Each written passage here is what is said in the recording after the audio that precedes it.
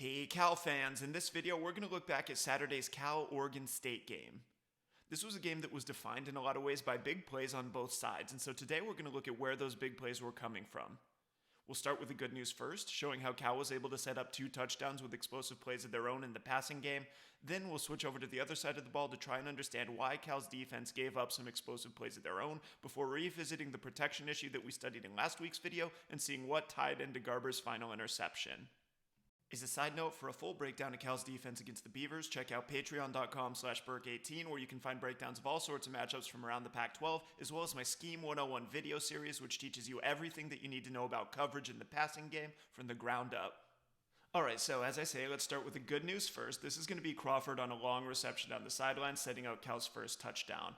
Schematically, it might seem like there's not a lot to say about this. Crawford's got a press cornerback. He's just going to beat him. And so that might not seem too interesting, but there are some themes that we can introduce here that'll be useful for talking about the rest of the video and about some other plays that we're going to see. So the thing to note on this play is that Cal is in 21 personnel. So 21 is obviously a 2-digit number where the first digit tells us the number of running backs that are in the backfield, so 2 in the case of 21 personnel, and the second number tells us the number of tight ends. So there's 1 tight end, 2 backs, 1 tight end, that's 21 personnel. For Cal, this is obviously going to be a pretty run-heavy formation here. This is basically giving them the ability to get into the I formation here.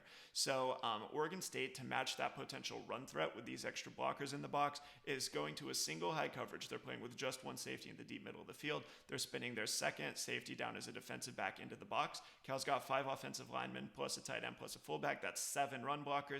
When Oregon State spins a safety down, that's going to give them 8 guys, letting them outnumber those blockers. So Oregon State's really gearing up to defend the run here, as you might expect them to, given Cal's offensive formation.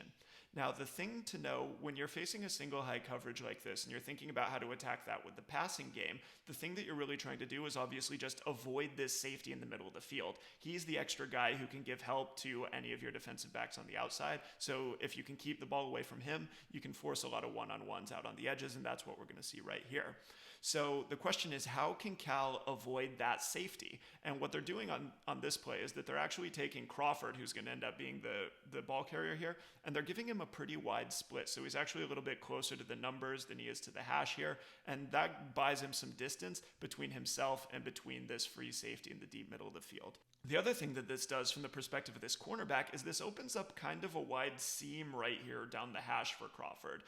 If Crawford were to release inside and take off straight down the field, there is a little bit of space before he gets over here to this safety. Cal's also got a tight end threat who might be able to attack that safety and prevent him from getting out to the seam. So if you're this cornerback, you kind of want to keep Crawford out of this lane right here, and you want to drive him out to the sidelines because you know you're going to have help from the sidelines. If you can force Crawford outside all the way to the sidelines, there won't be anywhere for the quarterback to put the ball. So what we see right here is that cornerback, he's playing with a slight inside shade on Crawford as he's pressing, and when the ball's snapped, we see he's playing to keep Crawford out of that seam. He's trying to force him outside. And that's actually where this play ends up being won. On this play, Crawford's running a fade down the sidelines, basically just a go route. And so that's going to be good at keeping himself away from this safety in the middle of the field. The route is inherently going to be impossible for this safety to get to. And so what Crawford really needs to do is he needs to prevent this cornerback from forcing him all the way out to the sidelines. He needs to maintain body position so that Garbers has a place to put the ball. So let's watch how this matchup develops pre-snap, because that's really where Crawford wins. Okay, slight inside move. Then he's back to the outside, and here's that cornerback playing with inside leverage. That gives Crawford a relatively free release to the outside. Cal's got what they want, but now that cornerback's getting that offhand jam on him. He wants to ride him all the way out to the sidelines, and Crawford's going to do a good job of not letting that defensive back bully him all the way over there. Here, Crawford's maintained position several yards from the sidelines, just a little bit outside of the numbers, and that gives Garbers this space to the outside to drop the ball into. If Garbers throws this ball inside, right, the defensive back's inside of him. If Garbers throws this inside, the defensive back's going to beat the receiver to the ball. That's why it's so important that Crawford maintains some space to the sidelines so that Garbers can drop this in outside of that defensive back where only his receiver can get it. So once again, the key here, Crawford coming off the line, he's got this inside leverage defensive back. He needs to prevent that defensive back from pushing him all the way to the sidelines, and he does a good job of that right here. Now, once the ball's in the air, the cornerback doesn't play this very well. The ball's in the air. The cornerback turns and looks for the ball. And when he does that, he slows down a little bit. Crawford's also looking for the ball, but he speeds up. So that's going to let Crawford get a step or two on that cornerback, who's not going to be able to do anything about this, and this ends up being complete. And once again, when Garbers is able to throw out to the sidelines, notice there is no way that this free safety coming from the middle of the field is going to be able to get over the top of this route. So this route, when executed well like this and with a nice accurate ball by Garbers, does exactly what it needs to do against this single high coverage by taking that free safety out of the play and creating this one-on-one matchup down the sidelines. So really good job of kind of inviting Oregon State into a single high coverage with this run-heavy set, and then attacking them down the sidelines where they have this advantage in leverage and in terms of their matchup.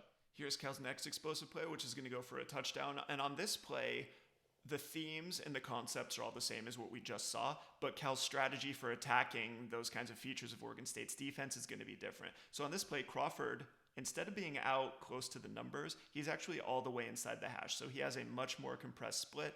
And as we can see right here, that means that he is much closer to this free safety than he is to the sidelines. And so his defender is going to want to play outside of him.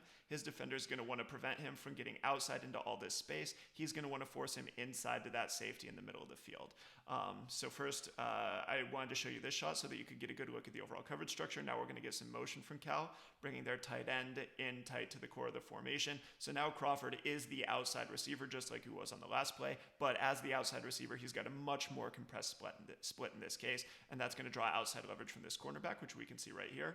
Notice after the snap, that cornerback's playing outside. He knows he's got that safety deep. He wants to force his receiver inside either to that safety deep or to all of these linebackers shallow. So that explains what's going on up here. Now, given what we said on the last play, this might seem like bad strategy by Cal because remember, the whole goal is to keep your receivers away from that safety in the middle of the field. Here, doesn't it look like Crawford is running directly toward that safety?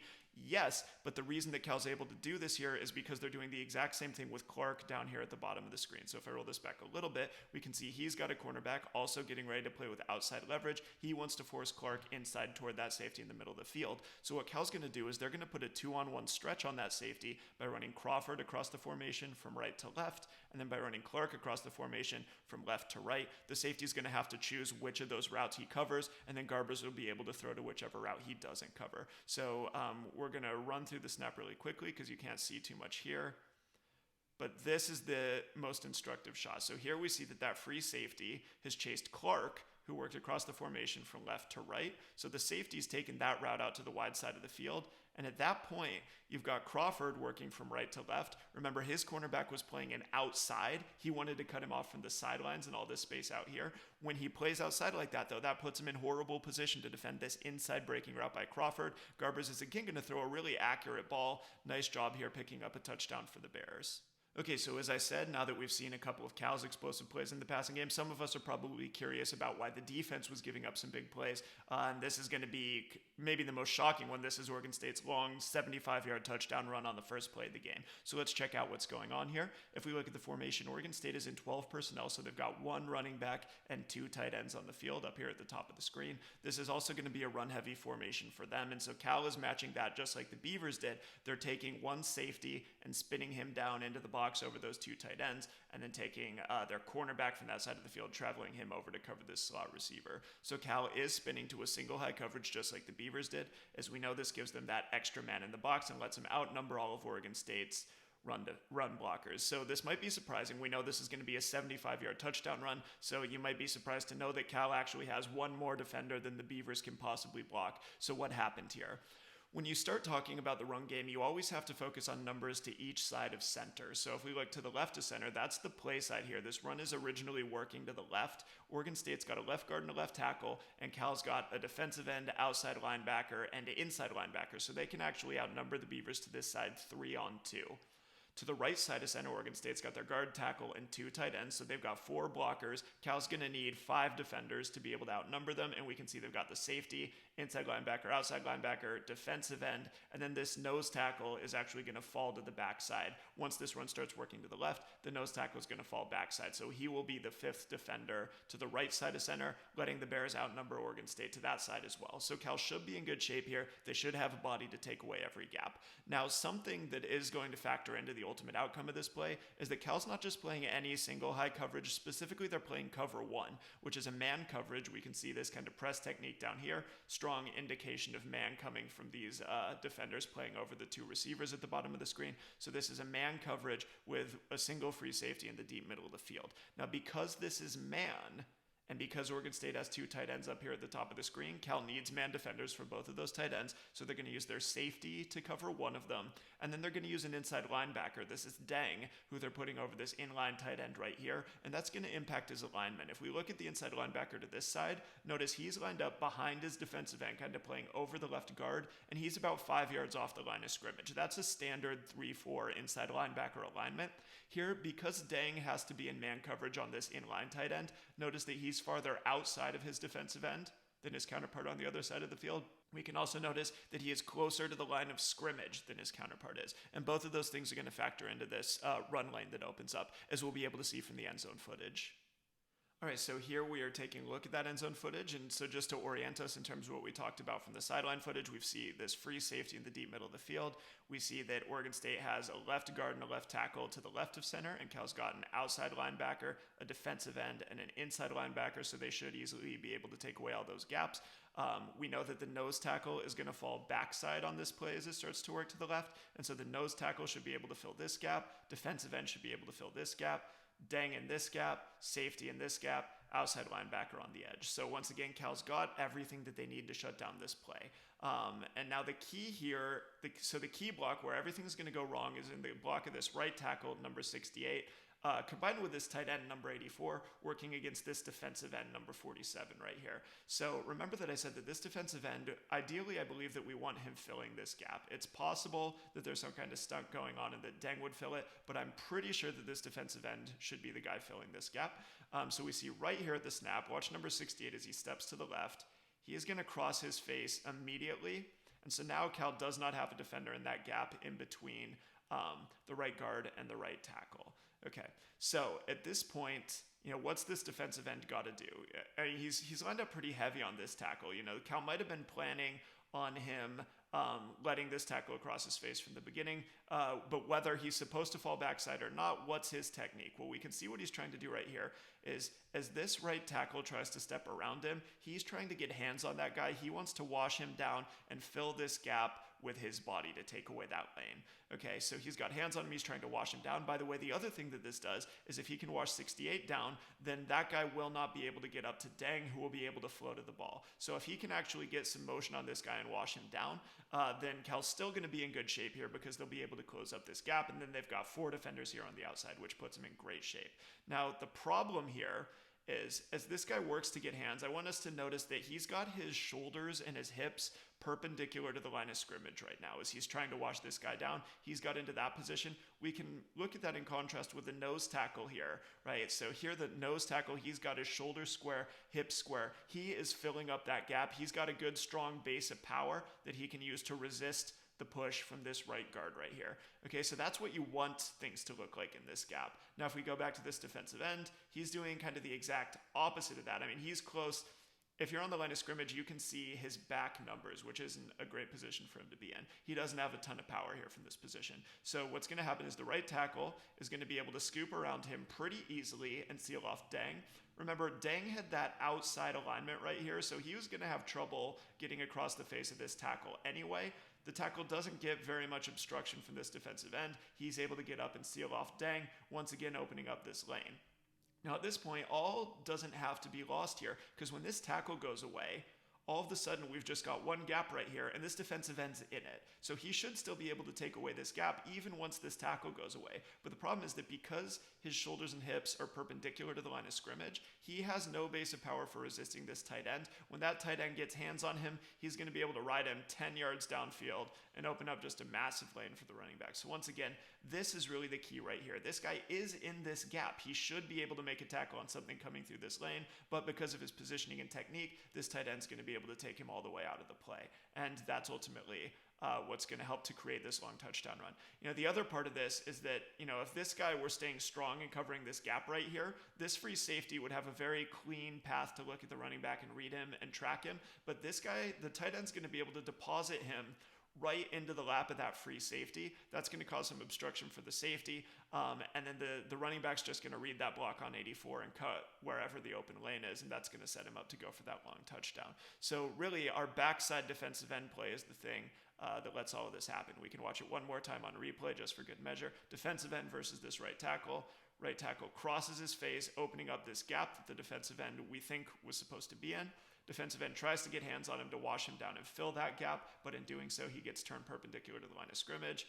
Right tackle slides off to block dang. Tight end latches onto the defensive end and pushes him 10 yards downfield, right into the lap of the free safety, letting the running back get around him. And when you're playing a single high coverage and the running back gets past your single high safety, then that's how 75-yard touchdowns happen. On this play, we're going to see a similar structural issue, but the reason behind this play becoming a big run is different. So this is Oregon State's last big run of the game. We see here it's the fourth quarter. There's less than a minute left. The Bears have some timeouts, so they're trying to get this ball back and go get the game-winning touchdown. Once again, Oregon State is running to the left here, just like they were on the last play. And once again, the problem's going to come from this backside defensive end, although here the reason for it's very different. Now, the unexpected thing here is that what messes up this defensive end is actually that the right guard and right tackle screw up on this play.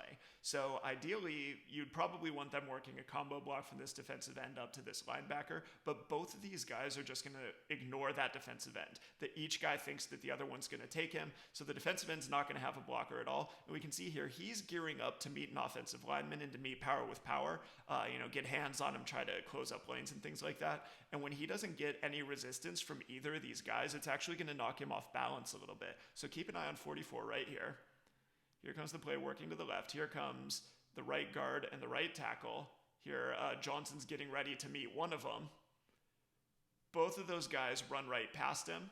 And we see here that this guy, when he's trying to get hands on a lineman that he thinks is going to block him, but that lineman's not there, that knocks him off balance a little bit as he comes through the line. So he ends up a little bit off balance. He ends up farther in the backfield than he would have liked to be. We can imagine if he is playing strong against these linemen right here, then there's no lane here. But when the linemen release up and he falls into the backfield almost, then that's what allows the running back to cut underneath of him and get into this lane. And at this point, these two guys who had totally blown their block on the defensive end, well, now they're in great position to get up to this linebacker and to this safety. So all of a sudden, that goes from being a negative for Oregon State to being a positive. So one more time, just keep an eye on this guy. Look how awkward he is as he comes through the line because he's not actually getting the resistance that he's expecting. Okay, so there he is. He's off balance. Running back cuts underneath him. And from here, Jefferson just makes a fantastic cut. I mean, he shows great vision finding this lane to the outside, which is tough to do. He's playing in compressed space. There's not a huge running lane for him to go through. He does a great job finding that cut and reading his blocks. Here he's going to shake off a tackle by Bynum coming from behind, and he's going to take off for another huge run here. So same basic structural issue involving this backside defensive end. Very different reason for this becoming a big play. On this play, we're going to see something a little bit different. And when I think about a Jonathan Smith coach team, this is the kind of play that I really have in mind because I think this is pretty creative. It uses a good amount of deception, and it's really hard to defend. So on this play, first of all, the Beavers are playing an incredibly compressed formation here. So again, they've got two tight ends up here at the top of the screen, but now they've also brought a wide receiver in as a third player on the wing to this side. So this is a really compressed formation. The only receiver who split out away from the formation is this guy that we've got down here. Now, in talking about these three guys on the wing right here, there are a couple of potential threats that you have to worry about. The first is that they just create extra gaps in the run game. So you've got to devote numbers over here in order to take away the run threat that these guys present. But also, when you're talking about these two guys who are off the line of scrimmage, they have the ability to move around the formation. You know, they can become blockers on this side of the formation. They can release across the formation as threats in the passing game. And so it's not just this side of the formation you have to worry about. You also have to worry about the fact that these guys can move maybe on jet sweeps or whatever. And so the way that Cal's matching this is, first of all, to this side to account for these three threats in the run game and in the passing game for that matter to this side, Cal's playing kind of a quarters look over it. So this cornerback and safety are playing, it looks like deep quarters over the top. And then their nickel back is down here, giving them a third defender over these three potential receiving threats. Now remember that I said that the real danger of these guys is that they can cross the formation either as blockers or receivers or ball carriers. And so the way that Cal's meeting that threat of potentially having another player coming across the formation is that they've taken this safety and instead of playing him deep, they've brought him down to the edge. So if these guys come over, the safety is going to be right there to account for that. That puts Cal in kind of a cover zero look down here at the bottom of the screen. So cover zero is going to be a man coverage with no deep safety over the top. So the way that Oregon State's attacking this, first of all, they're throwing a play action fake at the left side of their formation here. So here we see the Beavers are faking run, just like we've seen on the last few plays. Here comes the quarterback and the running back to mesh with each other. And so that's something that these linebackers definitely have to respond to. We've seen that the Beavers, when they've had big plays, on their first big play of the game, they got that in the run game. So the linebackers definitely have to respond to that run threat. And what the Beavers are doing to attack that is not only are they throwing this run fake at this side of the formation, but they're also attacking this side of the formation with the passing game by taking this tight end and bringing him across the formation on a shallow cross. So now we're going to keep an eye on this tight end. We see the ball snapped. He comes across the formation now, and he's running that shallow cross, and that really puts this inside linebacker in particular in a bind because he's got a potential run play coming at him, and then he's also got this shallow cross coming at him. And then here's the thing that's really unique about this play. This is something that I don't see very often, but after running the shallow cross with this tight end, he's then going to turn downfield almost on like a wheel or a seam route. So this tight end's going to be the guy who ends up catching a long touchdown pass. Just keep an eye on his route because this is something that's pretty uncommon. Comes across the formation on a shallow cross. Nothing weird about that, but then he turns and runs downfield. And that's the perfect way to take advantage of the fact that this linebacker is in conflict between the tight end in the passing game and then the run fake that's coming at him. This linebacker actually recognizes this pretty quickly. A lot of times on a fake like this, you'll see this guy have no clue what's going on behind him. He spotted it, almost immediately. He just couldn't get there in time to stop the long touchdown. So, not an awful play by the linebacker. Tough given his assignment, tough given the play that the Beavers are running at him. And by the way, if you're wondering why this kind of play doesn't happen more often, with someone crossing the formation this way and then going vertical, if we notice here, the quarterback, as part of the play action fake, is then rolling to the right to get away from the fact that Cal's attacking the line of scrimmage to the side of the run fake. They're rolling him out to the right. So making this throw requires him coming back across to the other side of the field, which is something that teams aren't usually going to want to do. Usually when they roll out a quarterback like this, they're looking to throw something to this side. So throwing back to the other side is kind of a creative feature of this play. It's something that you don't see a ton, but here against this particular defensive look, it was incredibly effective. It ended up getting a touchdown for the Beavers. And last but not least, let's return to this interception. This doesn't really factor into the big explosive plays that we've been seeing in this video, but it does tie in really nicely to what we were talking about last week when we were looking at Cal's protection against UCLA, and so I think that it's useful to tie this back in. So on this play, Oregon State's doing the same kind of thing that UCLA did last week. They've got 6 guys walked right up to the first level. They're showing potentially a 6-man rush. Now, Cal's got actually 5 offensive linemen, a tight end, and a running back, so Cal could get this protected if they just left everybody in to block, but on this play, we're going to see that that's not the case. So first of all, let's just take a look at what's happening. Okay, Cal is releasing their tight end and their running back. They're kind of trying to set up a flood here to the left. And that's going to take these 2 players out of protection. That's going to leave Cal with just their 5 offensive linemen in protection. So now all of a sudden this 6-man pass rush potentially is a threat. We're entering that same realm that we saw last week with UCLA, where the defense is going to be able to bring one more guy than the offense can block, and it's going to be up to Garbers to figure out who the offense can't block and to throw hot off of that guy. Now on this play, Oregon State's not actually blitzing everybody. They're only bringing the 5 guys down here at the bottom of the screen. They're dropping this guy out into coverage. The problem for Cal is that Cal, if you look at the center right here, we're going to notice that Cal is sliding their offensive line to the left. So for whatever reason, they've identified the blitz threat is coming from the left side of the formation. They're going to slide their center out to the left, and that's going to leave Cal's right guard and right tackle outnumbered 2-on-3 against these 3 rushers down here at the bottom. So if you're Garbers, you've got to know, okay, we're sliding to the left. There are 3 potential rush threats here. If the 3rd guy comes, that's when I have to throw hot. So let's just see all of this kind of in pieces. We're going to watch the left side of the line first, and especially the center. If you ever want to wonder why pressure is getting through easily, a good place to start is look at which direction the line is sliding. You can always tell that by looking at where the center goes. So here's the snap. We see the center works to the left. Okay, so that gives Cal 3 pass blockers to the left and 2 to the right. Now, if Oregon State were blitzing this outside linebacker off the edge, then that'd be the perfect call because Oregon State would bring 3 rushers and Cal would be sliding 3 pass protectors over to block them. But on this play, Oregon State's dropping this guy off into coverage, and so Cal ends up 3-on-2 to this side. They outnumber Oregon State's pass rush, but then they're going to be outnumbered down here at the bottom of the screen.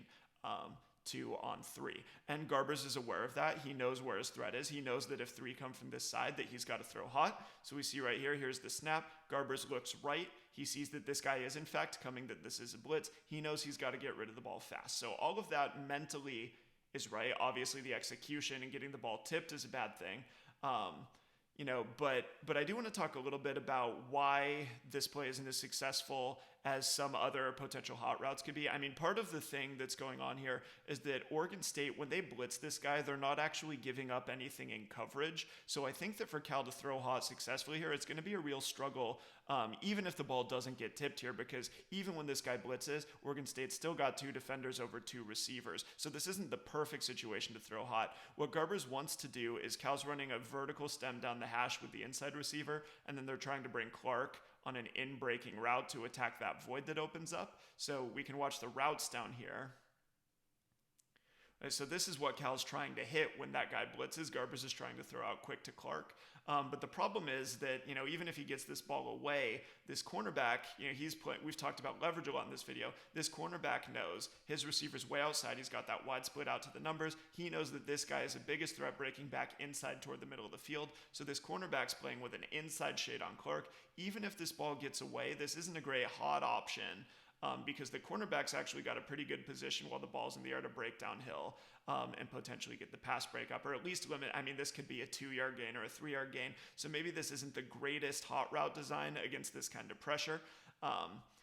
If Cal would have slid to the right instead, then the center would have worked over to the right. They would have been able to pick up 3 blockers here. This linebacker would have dropped out. The left guard and left tackle would have been able to pick up these 2 pass rushers. And then Garbers could have actually worked the passing concept here to the left side of the formation. He would have had more time. But as it happens, Cal gets outnumbered. Garbers has to throw hot off of this guy. But they don't really have the best hot route set up to attack Oregon State's coverage, which is still sound against this look.